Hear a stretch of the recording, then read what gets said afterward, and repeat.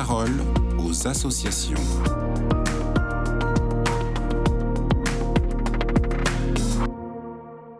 Bonjour à tous, bienvenue dans la parole aux associations. Aujourd'hui, je suis avec Pascal Jahan. Bonjour Pascal. Bonjour. Alors Pascal, vous êtes conseillère conjugale et familiale et thérapeute de couple et vous êtes membre des associations familiales catholiques qui organisent chaque année un cycle de conférences Aimer en vérité pour tous les couples. Alors donc le 20 mars, un psychologue interviendra sur le thème de la tendresse et de la sexualité. Mais alors justement, pourquoi est-ce que la tendresse est si importante pour le couple ? Alors, je vais faire une réponse avec une toute petite digression. Elle n'est pas importante que pour les couples. La tendresse, elle est importante pour toute la vie, pour tout le monde, du bébé jusqu'à la personne âgée.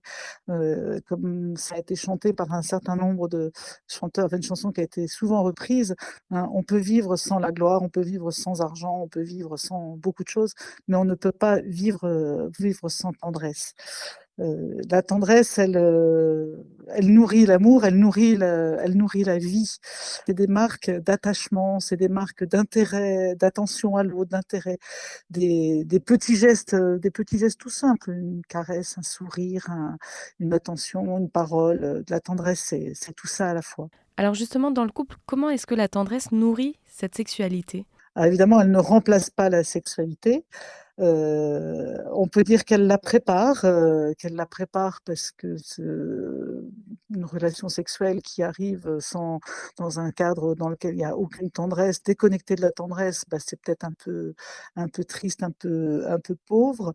À l'inverse, certaines personnes, enfin, j'entends ça quelquefois dans mon cabinet aussi, hésitent à poser des gestes de tendresse trop précis parce qu'ils ont peur que ce soit interprété par leur conjoint comme étant une invitation un peu trop précise justement à aller plus loin dans la sexualité. Tout geste de tendresse, c'est un geste gratuit finalement et il sera d'autant mieux accueilli et d'autant plus apprécié qu'il est effectivement gratuit. La tendresse, finalement, on n'attend rien en retour, elle est cadeau.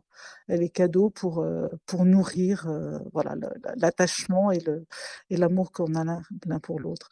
Et je trouve ça souvent très triste des couples qui me disent qu'ils ne s'embrassent même plus le matin au réveil, qu'ils ne se disent même plus bonne journée. Mais ça en fait partie de cette tendresse. Comment je regarde mon conjoint. Et alors justement, que proposent les AFC couples par rapport à ce thème ? Alors c'est vrai que depuis 3 ans maintenant, la section conjugalité des AFC a pris un petit peu cette préoccupation de se dire mais la santé de la famille passe par la santé du couple et donc organise chaque année un cycle de 3 conférences qui reprend un petit peu le même schéma à chaque fois. La première conférence, c'est un témoignage d'un couple voilà, qui a vécu quelque chose d'important dans sa vie. La deuxième conférence est toujours celle d'un spécialiste, alors je mets plein de guillemets si on veut, enfin quelqu'un qui est professionnellement, on va dire, est sensible à ce sujet. Et la troisième, c'est un prêtre qui apporte le côté spirituel du même sujet. Et donc, cette année, c'est la tendresse qui est le fil conducteur. Donc la première conférence a déjà eu lieu. La prochaine est effectivement le 20 mars. Il est encore tout à fait possible de s'inscrire, même le jour même encore, pour écouter Marc Dansem sur tendresse et sexualité. Eh bien, merci Pascal pour ce partage.